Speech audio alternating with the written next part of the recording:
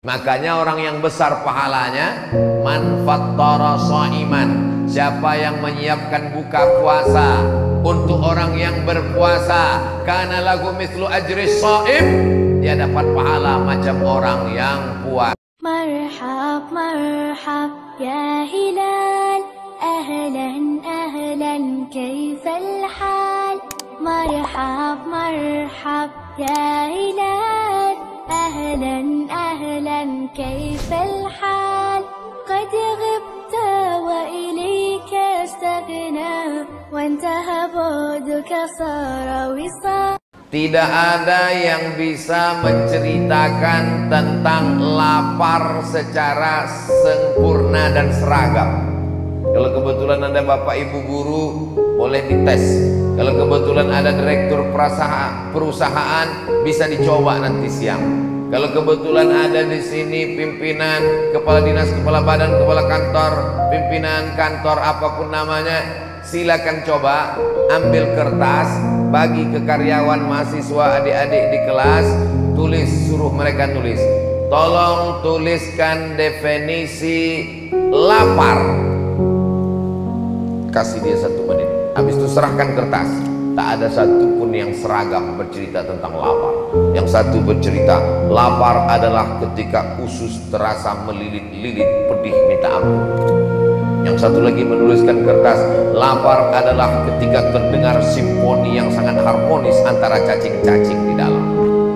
Lapar adalah karena rasa lapar tak bisa dideskripsikan, karena lapar tak bisa diceritakan, lapar tak bisa diungkapkan dengan kata-kata.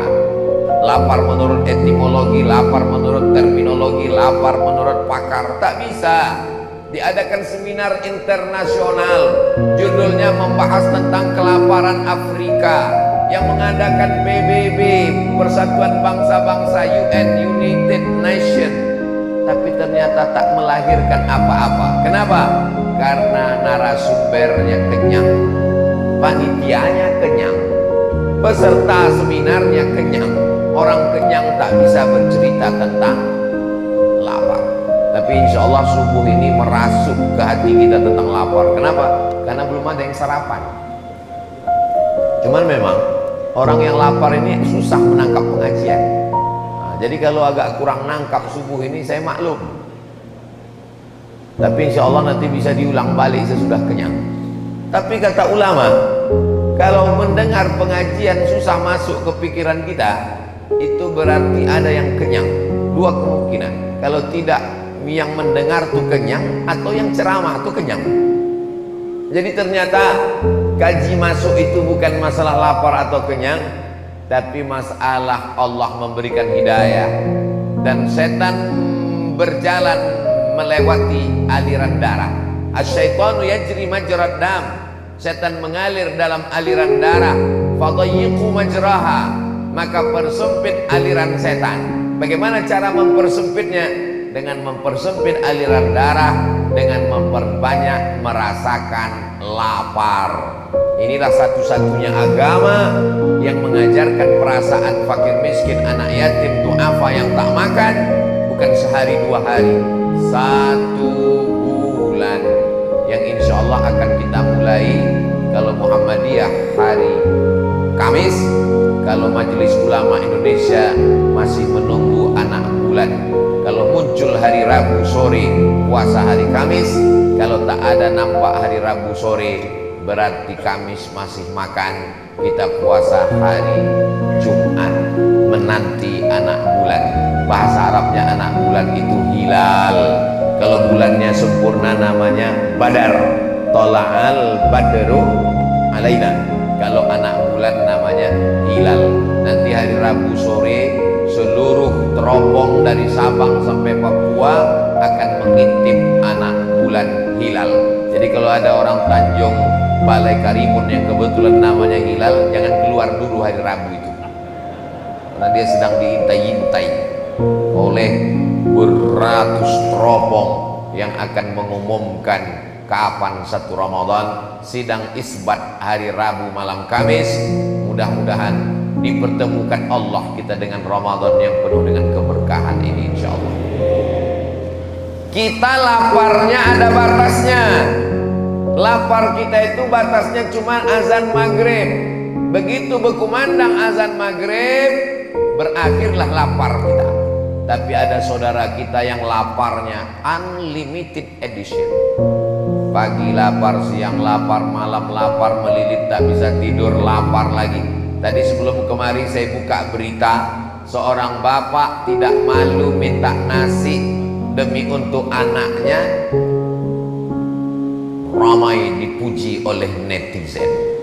Memanglah netizen ini, katanya lebih kejam netizen daripada ibu tiri Pak Ustaz. Tapi ternyata menengok orang sanggup menghilangkan rasa malunya, gengsinya demi untuk makan anaknya. Tapi insya Allah Tanjung Balai Karimun tak ada orang kelaparan, insya Allah. Amin. Kenapa begitu Pak Ustaz? Karena tadi ketua membisikkan ke telinga saya, alhamdulillah Ustaz Somad ini ada dibagi 1 ton beras untuk fakir miskin yatim duafa di Tanjung Balai Karimun.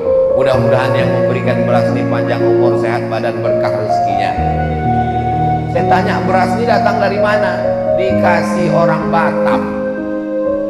Orang Batam mengumpulkan beras. Apa nama programnya? GIP, Gerakan Infak Beras. Siapa yang mengutip berasnya? Yang mengumpulkan berasnya anak-anak muda pakai baju kaos ganteng-ganteng, tertulis depan Paskas, Pasukan Amal Soleh. Jadi Paskas ini bukan pasukan Abdul Somad. Mana tahu nanti mengetuk pintu rumah bapak ibu, tapi mereka hanya sanggup ngasih beras 1 bulan ini saja, 1 ton. Bulan depan malulah kita sama orang Batam, mereka pula mengirim beras kemari. Kalau bisa kita sendirilah yang berbagi beras. Beras dari Karimun untuk orang Karimun, beras dari Balai Tanjung Balai untuk masyarakat kita. Siap? Bisa? Dari bunyinya tak siap nampaknya. Siap? Jangan ada dusta di antara kita. 1 ton itu berapa Pak Ustadz? 1 ton itu cuma 13 juta. Jadi hanya perlu 13 orang yang kaya-kaya di Tanjung Balai Karimun. Ada 13 orang kaya di Tanjung Balai Karimun. Oh, dari suaranya lebih 13 orang itu. 13 orang berkumpul sejuta, selesai. Oh Pak Ustadz, kalau 13 orang ini Pak Ustadz pun banyak juga tanggungan dia. Dipecah lagi 100.000 1 orang, 100.000 1 orang, 130 orang hanya 100.000. Ada 130 orang yang siap ngasih 100.000? Makin sedikit suaranya. Tak mungkin orang Tanjung Balai Karimun yang kaya-kaya dibukanya matanya terhampar luas laut sejauh mata memandang, ikannya segar-segar, memandang ke belakang gunung tanahnya subur, gemah ripah loh jenawi, tongkat dan batu jadi tanaman, utayan zamrud katulistiwa. Nikmat yang besar ini kita mesti syukuri dengan berbagi. Itu Pak Ustadz 130 orang, kalau 1 orang 100.000. Tapi program infak beras GIP tidak memberatkan orang. Berapa dia minta? Sehari 1.000 rupiah. Kalau sehari 1.000, sebulan berapa? 25.000. Loh, kalau sehari 1.000, sebulan 30.000. 30.000 lah Pak Ustadz, 25.000. Karena tanggal merah tidak dihitung guys. Tanggal merah 0. Hanya 1.000 sehari, 1 bulan 25.000 yang bisa langsung transfer banking, langsung ke gerakan infak beras. Yang tak sanggup, datang Paskas mengetuk pintu rumah. Paskas tak begaji, bajunya Paskas, topinya lelahku lillah. Pakai sepeda motor, minyaknya dia tanggung sendiri. Dia mengambil, mengutip dari rumah ke rumah 1.000, 2.000, 10.000 terkumpul, dibelikannya beras. Mereka yang mengutip, mereka yang mengumpul, mereka membagikan. beras orang Tanjung Balai Karimun tidak dibawa ke kota Pekanbaru. Oh, begitu kaedahnya ya. Beras orang Karimun hanya untuk orang Karimun. Itu buktinya kenapa beras Batam bisa dibawa kemari surplus. Batam mengalami kelebihan beras, dikasihnya ke Tanjung Balai Karimun, tapi untuk sebulan ini aja lah. Kata orang Melayu, orang baik kita berpikir, jangan orang baik otak kita tinggalkan di kantong. Kasar cakap Pak Ustadz ini. Cakap saya ini tak kasar, karena cerita masalah otak ini di Kepulauan Riau biasa. Jadi kalau ada orang tak punya otak, datanglah ke Kepulauan Riau, insya Allah balik membawa otak-otak.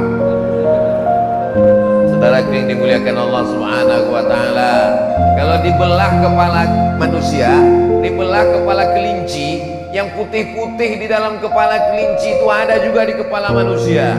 Yang putih-putih di kepala manusia ini ada juga di kepala kelinci. Itu menunjukkan anatomi tubuh manusia dengan hewan sama. Lalu yang membedakannya apa? Akal pikiran. Siapa yang wajib sholat? Baligh berakal. Siapa yang wajib puasa? Baligh berakal. Jadi nanti kalau nampak kita di siang Ramadan ada tak berpuasa, berarti tak ada yang bilang gitu. Alhamdulillah kita dikasih Allah akal. Makanya dalam Islam ada 5 yang perlu dijaga. Menjaga nyawa, tak boleh membunuh. Menjaga harga diri, tak boleh mengejek. Menjaga akidah, tak boleh menista agama. Menjaga akal, tak boleh minum khamar, sabu-sabu, narkoba. Menjaga kehormatan, tak boleh berzina. Maka Islam ini datang untuk menjaga. Tetangga kita jangan sampai ada yang tak makan. Ara'aital ladzi yukadzibu biddin. Tahukah kamu siapa itu pendusta agama? Pendusta agama bukan yang ngejek-ngejek agama. Fadzalikal ladzi yad'ul. Merekalah orang yang menyia-nyiakan anak yatim, wala yahuddu ala ta'amil. Mereka yang membiarkan orang miskin tak makan. Maka sesungguhnya hikmah bulan suci Ramadan merasakan perasaan orang lain. Banyak juga orang tak paham hakikat Ramadan. Dianggapnya Ramadan itu adalah apa hakikat Ramadan? Ramadan adalah bulan diet, bulan diet. Ramadan ini Pak Ustadz, makan pagi yang biasa jam 8 dipercepat jadi jam 5. Makan malam biasa jam 8 dipercepat jadi jam 6.30. Makan siang dihilangkan. Azan maghrib balas dendam. Makan malam lambat, makan pagi cepat, makan siang hilang. Waktu azan maghrib, Allahu Akbar, Allahu Akbar, hari pembalasan. Azan asar pun macam azan maghrib. Memang kalau udah bulan puasa, semua azan tuh bunyinya macam azan maghrib. Mudah-mudahan diselamatkan Allah kita sampai Ramadan berakhir insyaallah. Dulu Nabi mengajarkan doa, Allahumma barik lana fi Rajab wa Sya'ban. Berikan kami berkah di bulan Rajab dan bulan Sya'ban. Minta sampaikan ke bulan Ramadan. Wa ballighna Ramadan. Sampaikan kami ke bulan Ramadan. Kita ibarat mau masuk pintu istana, sikit lagi sampai. Hari Ahad 1, Isnin 2, Selasa 3, Arbi'a 4. Kalau kebetulan Kamis puasa. Kalau kebetulan Jumat puasa. Hanya tinggal 4 hari ini, selamatkanlah kami ya Allah, bisa merasakan puasa Ramadan. Tapi ada yang lebih cepat dari keinginan. Apa itu? Yang lebih cepat dari keinginan adalah mimdate taya bawati, mati. Tak ada yang bisa menunda kematian. Dokter spesialis pun mati, apalagi mantri. Orang kaya mati, orang miskin lebih cepat. Saudaraku yang dimuliakan Allah Subhanahu wa taala, la yabitu sab'anan. Kalau ada orang yang bisa tidur lelap, wajaruhu ila jambihi ja'i'un, tetangga sebelah rumahnya kelaparan, laisa bil mu'min, tidak diakui imannya. Kau orang beriman, ya, pakai baju koko, pakai peci, pakai topi haji, pakai sorban, pakai jubah, datang ke masjid, laisa bil mu'min, tak diakui imannya. Sampai kapan? Yabitu sab'anan, tidur perut kenyang, wajaruhu ila jambihi ja'i'un, tetangga samping rumah kelaparan, mati dia, tak diakui keimanannya. Tetangga kita itu yang mana? Kata Imam Sufyan Ats-Tsauri, tetangga itu 40 rumah ke muka, 40 rumah ke belakang, 40 rumah ke kanan, 40 rumah ke kiri. Itulah tetangga. Kita periksa ini 40 rumah. Kalau dulu begitu, 40 rumah ke muka, 40 rumah ke belakang, 40 rumah ke kanan, 40 rumah ke kiri. Sekarang 40 rumah ke atas, 40 rumah ke bawah. Kenapa gitu? Tinggal di apartemen, kondominium. Oh, ada Datuk rupanya, tak nampak tuh. Masya Allah, Datuk Musrin pun mudah-mudahan panjang umur, sehat badan. Jangan sampai kita hanya mempedulikan perut lambung kita saja, tak peduli kepada orang lain. Islam mengajarkan kalau ada yang bersin, asyik, alhamdulillah. Apa respon kita? Yarhamukallah. Dibalasnya balik, yahdikumullah wa yuslihu balakum. Kalau hafal, kalau tak ingat, gerak-gerakkan aja dulu sebagai bentuk respon. Islam itu responding, peduli pada orang. Zaman sekarang tak ada peduli. Mau bersin kau bersin lah, mau mati matilah, mau jungkir balik lah, mau lapar lah, bukan urusan gue. Siapa lu, siapa gue, kata orang Jakarta. Duduk di airport yang sama, menunggu pesawat yang sama, sama-sama delay, satu kursi, senasib sepenanggungan. Semuanya sibuk dengan dunianya masing-masing. Pingsan kawan sebelah, bukan ditolong, dipoto pula. Ada kawan pingsan di sebelah, guys. Nah, posting langsung di Instagram, di Facebook, di komen sama kawan sebelah. Kesian. Gimana hidup ini? Makanya kita disuruh ke masjid. Ke masjid itu apa? Banyak orang sekarang ke masjid pakai kacamata kuda. Tengok ke depan, arah kiblat, Allahu Akbar, rukuk, sujud, i'tidal, salam, kanan, kiri, pulang. Tak mau tahu sama jamaah. Bukan begitu sholat berjamaah ke masjid. Dulu sahabat kalau sholat jamaah ke masjid, ditengoknya si fulan mana. Assalamualaikum warahmatullah. Assalamualaikum warahmatullah. Makanya ada tradisi habis salam tuh, sehat Pak Ji, sehat Pak. Gak boleh salaman selesai sholat. Kata Imam Nawawi, imam besar mazhab Syafi'i, yang menulis kitab Riyadhus Shalihin, yang menulis kitab Arba'in Nawawi, yang menulis kitab Al-Minhaj Syarah Sahih Muslim Ibn Al-Hajjaj, yang menulis kitab Al-Majmu' Syarah Muhadzab, yang menulis kitab Rawdatul Talibin wa Umdatul Muftin, ulama besar. Kalau sebelum sholat tadi dia tak salaman, sebelum sholat belum salaman, terlambat datang langsung sholat, habis sholat dia salaman, sunnah. Karena bersalaman itu sunnah. Sebelum sholat udah salaman, habis sholat salaman lagi, hukumnya mubah. Kalau belum salaman, sunnah. Kalau sudah salaman, mubah. Yang tak boleh itu sedang sholat tuh salaman, itu tak boleh. Sehat itu. Jadi masalah salaman selesai sholat itu bentuk kepedulian kita. Kadang kita tak tahu jamaah ini hilang-hilang diam-diam sendiri. Dulu Pak Fulan itu yang selalu di pojok, yang selalu di dinding, yang selalu di sebelah kanan, yang selalu sebelah kiri, mana dia sekarang? Meninggal Pak Ustaz. Astagfirullahaladzim. Kenapa kalian tak kasih tahu? Padahal kita satu grup WhatsApp, padahal sama-sama friend, padahal sama-sama follower. Kenapa kita tak ada peduli, care? Mana letak kepedulian kita? La yu'minu ahadukum, kalian tak diakui sebagai orang beriman hatta yuhibba li akhih, sampai kau sayang kepada saudaramu ma yuhibbu li nafsih, sama seperti sayang pada diri sendiri. Inilah yang ditanamkan lewat puasa ini.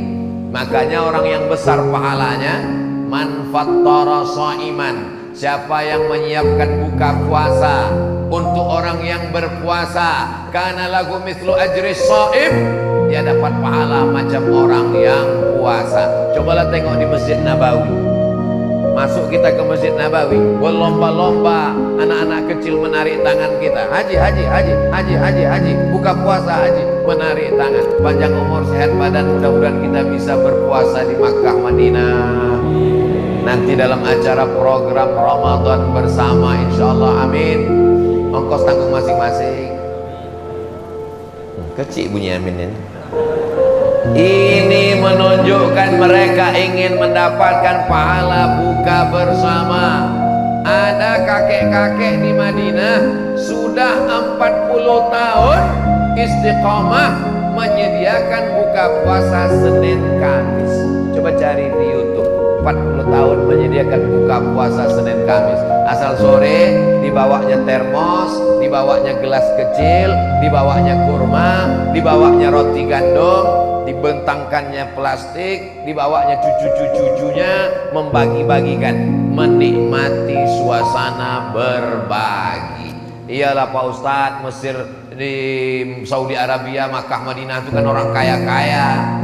Kalau orang Makkah, Madinah sedekah tak heran kita. Cuman kadang jamaah haji, jamaah umroh, begitu dibagi-bagikan pakai kontainer, haji, haji, fisabilillah, sabilillah, sedekah haji, sedekah haji. Dibawa mereka lah susu-susu yang satu kotak, balik sampai di asrama, di pondokan. Orang Saudi ini bersedekah, sedekah susu basi lah pula. Padahal itu yogurt, zabadi. Untuk menetralisir kolesterol, mereka minum susu yang sudah difermentasi, asam-asam sikit dia. Kadang yang tak tahan dicampur dengan stroberi, dicampur dengan jeruk, dikasih gula sikit, nikmat itu. Tapi orang kita tak tahu, dibilangnya kalau sedekah-sedekah aja lah, jangan kasih susu basi. Yogurt bagus, bergizi, membantu usus, pembusukan makanan. Ini baik sekali untuk kesehatan. Jadi mereka berlomba-lomba bersedekah, berbagi. Jemaah yang dimuliakan Allah Subhanahu wa taala, saya sampai Mesir 98, pulang 2002. Selama di Mesir 4 kali bulan Ramadan saya di sana. 4 kali puasa, tak pernah masak pembukaan. Terus buka puasanya di mana? Di Mesir itu, dekat masjid, dekat stasiun bis, dekat tanah lapang. Asal nampak mereka tanah lapang, ini seminggu menjelang bulan puasa, mereka pun berlomba-lomba membuat tenda. Di bawah tenda itu dipasang kursi, meja. Nama tendanya Maidatur Rahman. Maidah diambil dari surat Al-Maidah. Maidah artinya meja makan. Rahman Allah. Jadi kalau diterjemahkan, meja makan Tuhan. Apa pula ada meja makan Tuhan? Tuhan bukan makan. Tuhan kita tak makan. Lam yalid walam yulad walam yakul lahu kufuwan ahad. Kenapa disebut meja makan Tuhan? Karena yang bersedekah makanan tak mau disebut namanya. Tak tahu. Karena tak tahu itu maka dinisbatkan kepada Allah. Sore-sore jam 6 itu kemah-kemah, tenda-tenda yang berisi makanan itu udah penuh semua. Siapa isinya? Mahasiswa Indonesia. Asal sampai situ jam 6 nampaklah yang pesek-pesek. Hari pertama ayam. Menunya 3 hari sekali berputar. Hari pertama ayam. Ayam di Mesir itu besar-besar. Orang Mesir itu motong ayam 2 kali potong. Potong sekali, seperempat. Bukan macam kita, hancur ayam tuh. Apa namanya? Cincang. Sampai kita pun bingung, tak nampak lagi bentuknya. Ini ayam apa kata? Hari kedua daging. Daging besar-besar, potong 4 macam sabun telepon. Hari ketiga ikan. Ikan itu tak dipotong, 1 ekor besar-besar dalam piring. Azan maghrib makan korma, minum teguk air. Allahumma laka sumtu wa bika amantu ala rizqi la aftartu bi rahmatika ya arhamar rahimin. Zahaba dhama wa batallatil uruq wa thabatal ajru insyaallah. Habis salat maghrib berjamaah, habis itu makan ramai-ramai. Cuman masakan Mesir ini kadang kurang cocok ke lidah karena dia pakai pil-pil aswad, jintan hitam, pakai bawang bombay, dan yang paling tak bisa sama orang Indonesia, tak ada cabai, tak pedas. Kita nih kalau tak pedas tak masuk ke dalam. Orang Mesir tak bisa makan pedas. Cabai itu mereka fermentasi jadi asin jadinya. Nah itu, jadi banyaklah mahasiswa ini kalau udah jam 6 sore menggiling cabai dalam plastik supaya nanti berselera makan buka puasa. Setelah pulang ke Pekanbaru, kumpullah saya dengan kawan-kawan alumni Azhar. 4 tahun kita dulu makan gratis bulan puasa, maka saya ingin kita bawa juga tradisi itu ke Pekanbaru. Alhamdulillah sudah berjalan 3 tahun. Di Ramadan yang ketiga kami buat kemahnya sama, Maidatur Rahman. Ramadan ini menyediakan 1000 porsi buka bersama gratis tiap sore. Mudah-mudahan menular pula ini ke tempat-tempat lain seluruh Indonesia insyaallah. Amin. Orang Mesir tak macam kita. Orang Mesir kalau dia ngasih buka puasa itu tidak formal-formal. Misalnya dia naik bis, nampaknya anak Indonesia, langsung panggilnya. Indonesia, orang Indonesia, tahan, come here. Nah, diambilnya dompet kasih. Nih, nanti kalian buka bersama nanti di rumah ya. Tak macam kita. Kita kalau buat acara buka bersama formal, diundang, suruh datang jam 5. Baca Yasin 3 kali. Anak yatim jam 5 disuruh datang baca Yasin. Fa subhanalladzi biyadihi malakutu kulli syai'in wa ilaihi turja'un. Shadaqah. 2 kali lagi deh. Udahlah jam 6 dah, setengah jam lagi suruh pula tahlil, taktim tahlil. La ilaha illallah, la ilaha illallah. Saking lapar. Udahlah mau jam 6.25, udah mau tenggelam matahari, udah mau azan maghrib. Berembuslah kipas angin tadi kencang. Terbukalah koran penutup piring. Nampaklah mie kurus-kurus. Mihun. La ilaha illallah. Makanya saya dari dulu, dari sejak almarhumah emak hidup lagi sampailah sekarang, kalau mengundang anak yatim, fakir miskin, duafa, tetangga, jiran, kawan, sahabat berbuka bersama, jangan banyak-banyak, panjang-panjang menyiksa orang. Baca Fatihah sekali, Qul huwallah 3 kali, Qul bil falaq sekali, Qul bin nas sekali. Kirimkan untuk almarhumah, berdoa, makan. Karena undangannya undangan makan. Kenapa menyiksa orang? Kalau kita mau menghadiahkan, baca Quran tuh, khatamkan Quran bulan Ramadan, hadiahkan ke almarhumah. Ini menjadi pelajaran. Banyak pelajaran saya ambil di Mesir. Ada orang kaya namanya Muhandis Abdus Salam, tiap bulan memberikan bantuan. Waktu itu krisis moneter. Ustadz Haruna Hasim sampai ke Kairo tahun 1992, kakak kelas saya sampai 98. Malang tak dapat ditolak, untung tak dapat diraih. Datanglah krisis moneter 97-98. Indonesia sudah menyiapkan pesawat Hercules untuk menjemput mahasiswa Indonesia yang ada di Kairo. Kenapa dijemput pakai Hercules? Karena Hercules tak ada kursinya di dalam. Pesawat Hercules itu tak ada kursi. Itu untuk terjun payung sama perang. Itulah menjemput mahasiswa Indonesia supaya bisa duduk ramai-ramai di dalam lesehan. Apa kata orang Mesir? Selama kami hidup, tidak boleh ada anak Indonesia satupun yang pulang. Waktu itu yang jadi duta besar Indonesia di Kairo adalah Bapak Dr. Hasan Wirayuda. Lalu saya pun berjumpa dengan beliau di rumah Bapak Gubernur Banten, karena kebetulan Gubernur Banten itu adik kandung beliau. Pas acara makan di situ, Ustaz Somad, nanti Pak Dubes datang. Oh, senang sekali, saya mau silaturahim, lama tak jumpa sejak pulang dari Kairo. Begitu jumpa, apa kabar Pak Hasan? Alhamdulillah sehat Ustaz Somad. Bapak kan pernah jadi dubes di PBB New York. Betul. Bapak pernah jadi dubes di Amerika, di Eropa. Betul. Bapak keliling dunia. Iya. Mana negeri yang paling Bapak berkesan? Yang saya paling berkesan Mesir, Ustaz Somad. Kenapa Mesir? Mesir bukan negara maju. Mesir bukan negara kaya. Mesir dengan kesederhanaannya. Apa yang membuat Bapak berkesan? Waktu krisis anak Indonesia mau dipulangkan, saya keliling meminta bantuan orang Mesir. Tiba-tiba datang seorang anak muda, Ustaz Somad. Anak muda ngasih uang. Jangan ada anak Indonesia yang pulang, Pak Dubes. Ini bantuan dari saya. Lalu saya panggil Intel, tolong cek, ikuti anak muda dia. Mana dia? Siapa dia? Diikuti anak muda. Ternyata pedagang buah pinggir jalan, Ustaz Somad. Datang orang Mesir ke kedutaan Republik Indonesia di Aisyah Al-Temuria, Kairo. Apa kata dia? Pak Duta Besar, saya tidak kaya. Saya cuma punya mesin fotokopi di pinggir jalan. Tapi kalau anak Indonesia datang mau fotokopi, gratis. Peduli. Jadi kalau ada orang mengatakan pernah dia ke Mesir, apa Mesir itu negeri Fir'aun? Karena kebetulan yang jumpa Fir'aun itu Fir'aun juga. Sesama Fir'aun yang satu circle dia. Tapi kalau dia orang baik, insya Allah berjumpa dengan orang baik. Mana buktinya? Nih, sesama pejuang subuh berjumpanya waktu sholat subuh.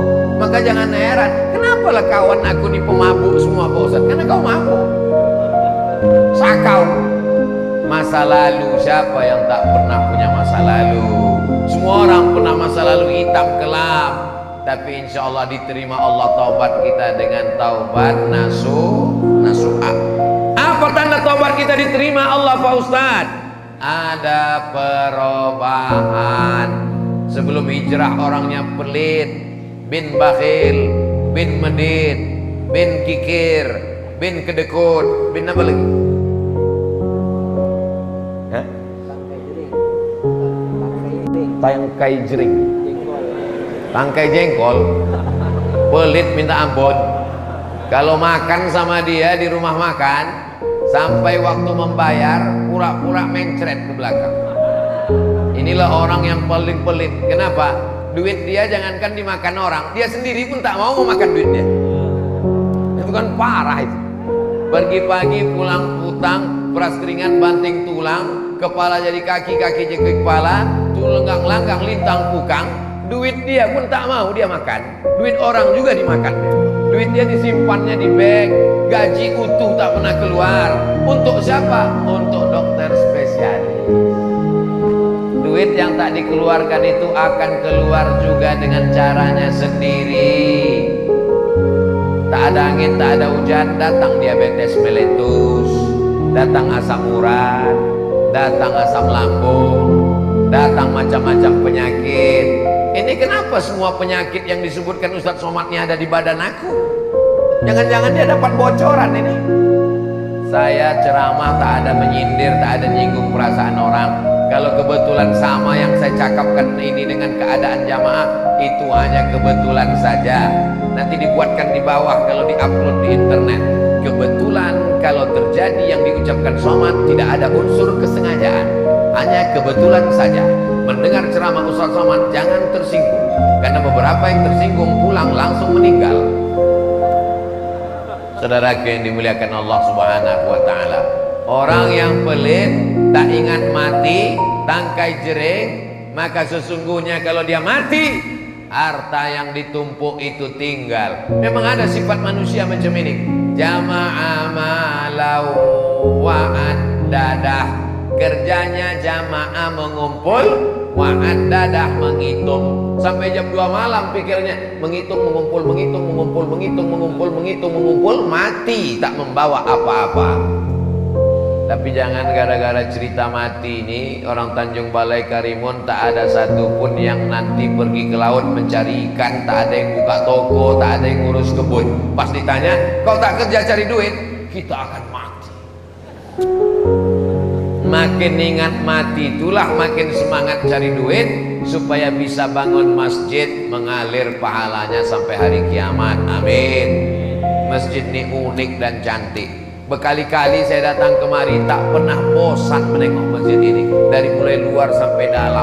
Saya yakin semua orang kalau sampai ke masjid ini, dibawa jalan-jalan wisata religi ke Tanjung Balai Karimun, singgahkan dia kemari, menengok masjid ini macam menengok kucing Anggora. Tegak di bawah, di atas bukit nampak lautan terhampar cantik, indah foto. Masuk ke dalam, Masya Allah cantik luar biasa, lampunya pun tak ada di tempat lain ini. Luar biasa walaupun mati. Ya tak boleh pakai listrik mubazir banyak-banyak. Masjid ini cantik, small tapi manis luar biasa, penuh sampai ke bawah. Lantai 2. Tradisi orang Melayu, rumah bertangga berlantai 2. Ini menggabungkan kombinasi arsitektur yang cantik. Islam ini innallaha jamilun, Allah maha indah, yuhibbul jamal, dia suka keindahan. Jadi kalau ada orang bajunya bagus, sendalnya bagus, kendaraannya bagus, rumahnya bagus, boleh apa tak boleh? Boleh. Tapi jangan sampai gara-gara ingin bagus lalu tak berzakat, lalu tak mengeluarkan infak, lalu tidak memberikan sedekah. Maka alhamdulillah anak-anak muda bulan puasa ada program namanya Sahur on the Road. Wow, Sahur on the Road. Banyak tunawisma orang miskin tak bisa puasa, maka anak-anak muda membuat sahur on the road. Bagi makanan, nasi kotak, nasi bungkus, sahur pak, sahur, sahur. Di terminal, di bis, musafir yang putus belanja, sahur, sahur, sahur. Besok siang, rupanya dia tak puasa. Terus ditanya, kau kenapa tak puasa? Innamal a'malu binniyat. Yang penting niatnya udah sampai. Mana bisa begitu? Ini puasa, ini ibadah yang tidak bisa ditebus dengan apapun. Anak-anak muda jangan sampai tinggalkan puasa. Sedangkan ibu hamil, mengandung, menyusukan anak pun wajib mengqadha puasanya. Faman kana minkum maridan, siapa yang sakit, aw ala safarin, musafir, fa iddatum min ayyamin ukhar, ganti di hari yang lain. Tapi ada orang Ramadan sakit, Syawal sakit, Zulqa'dah sakit, Zulhijjah sakit, ini bisa membayar fidyah. Bayar fidyah itu berapa Pak Ustaz? Makan pagi, makan siang, makan malam. Dulu Kementerian Agama menetapkan 50.000 sehari. Jadi kalau 1 bulan 1,5 juta, bagikan kepada miskin. Begitulah kepedulian dalam Islam. Kalau kolak, nasi uduk, ayam panggang lewat di leher kita jam 6.30, maka lewat di leher fakir miskin juga jam 6.30. Jangan dia lewat di leher kita 6.30, lewat di leher fakir miskin jam 11.30. Pulang tarawih, banyak makanan berlebih, tolong antar ke belakang, anak yatim belum makan. Diantarlah ke rumah anak yatim fakir miskin jam 11. Dimakannya jam 11.30. Udah masak mak basi, makan aja lah nak, sedekah orang. Dimakannya jam 12, jam 1 meninggal. Bukan dapat pahala, neraka jahanam untuk engkau. Makanya kalau bersedekah itu sore. Saya tinggal di asrama waktu di Maroko. Pulang kuliah, saya tengok di depan masjid 2 drum warnai biru, besar-besar setinggi tegak drum, pukul penuh. Apa isinya ini? Ini namanya bubur harira. Jadi kalau di Mesir ada tradisi Maidatur Rahman, kalau di Maroko ada tradisi berbagi bubur harira. Orang kaya di Rabat Maroko mengirim 2 tong besar untuk kami buka puasa. Habis itu saya pindah ke Malaysia. Di Malaysia ada pula bubur lambung. Di Medan Masjid Raya ada pula bubur apa namanya? Bubur pedas namanya. Bubur macam ada kacangnya ada pula di 10 Muharram bubur Asyura. Kenapa bubur? Kalau saya memang untuk buka puasa tuh suka bubur. Kenapa? Tak panjang proses mengunyahnya, kanan kiri gol langsung. Usus kita tak berat, yang manis-manis. Makanya dianjurkan jangan es. Memang maunya tenggorokan ini es, tapi kalau sudah masuk dia radang tenggorokan, batuk, berdahak, nanti terganggu ibadah kita. Baca Quran, flu, batuk, jaga kesehatan. Bagusnya seperti sunnah Nabi, minum seteguk 2 teguk, masukkan kurma sebutir, 3 butir, 5, ganjil. Alhamdulillah saya udah kenyang Pak Ustaz. Udah 3 tadi masuk Pak Ustaz. Sunnah Pak Ustaz. 3 butir, 3 kotak Pak Ustaz. Hawa nafsu ini luar biasa. Maka di bulan Ramadan kita diingatkan tentang hawa nafsu. Di siang Ramadan, laut itu, kalau ada orang di Tanjung Balai Karimun ini tegak di depan Masjid Baitur Rahman, tegak di depan Masjid Baitur Rahman menengok laut, itu ditengoknya itu macam cincau, tinggal ngasih santan aja ini kata dia. Tapi begitu azan maghrib berkumandang, Allahu Akbar, Allahu Akbar, masuk 2 teguk air. Mana hawa nafsu siang tadi? Islam mengenalkan hawa nafsu tidak berteori. Islam mengenalkan lapar tidak berteori. Rasakan, laksanakan. Kalau lapar menyentuh lambung, buka puasa nasinya membumbung. Tapi kalau lapar menyentuh hati, ringan tangan berbagi. Hanya 520 orang bersedekah sehari 1.000 rupiah di Tanjung Balai Karimun, terkumpul 1 ton. Saya yakin dan percaya penduduk kota Tanjung Balai Karimun 174.000 orang. Kalau 1 orang aja ngasih 1.000 rupiah, banyak. Dibelikan ke beras, berenang kita dalam beras, berenang sambil minum beras. Saudara yang dimuliakan Allah Subhanahu wa taala, sampai kita jam 6.20. Sekarang kita sholat sunat isyraq 2 rakaat. Usolli sunnatal isyraq raka'ataini lillahi ta'ala. Mudah-mudahan kita istiqomah insyaallah. Di akhir majelis mari kita berdoa kepada Allah. Mudah-mudahan Allah berikan kita kesehatan zahir dan batin. Dibukakan Allah pintu rezeki, bisa kita mensupport program gerakan infak beras, sehingga bulan depan tidak lagi mengharapkan dari Batam tapi dari kita sendiri berbagi. Ala hadhihi niat, untuk niat yang baik ini Al-Fatihah. A'udzubillahi minasyaitonir rajim. Bismillahirrahmanirrahim. Alhamdulillahi rabbil alamin. Arrahmanir rahim. Maliki yaumiddin.